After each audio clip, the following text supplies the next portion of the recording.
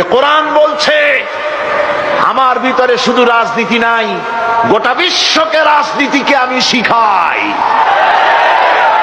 অর্থনীতি শিখাই, পৃথিবী চলবে কিভাবে তা আমি দেখাই।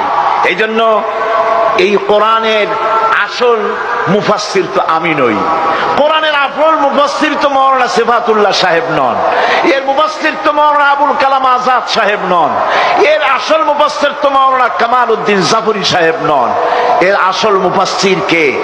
কোরআনের আসল মুফাসসির, জেনুইন অথেন্টিক ইন্টারপ্রেটার, আল্লাহর পক্ষ থেকে নিয়োগ প্রাপ্ত মূল মুফাসসির যিনি, মূল তরজমানুল কোরআন, কোরআনের ভাষ্যকার যিনি, তিনি হচ্ছেন সর্বকালের সর্বযুগের সর্বশ্রেষ্ঠ মহামানব বিশ্বনবী জনাবে মুহাম্মদ রাসূলুল্লাহ সাল্লাল্লাহু আলাইহি ওয়াসাল্লাম।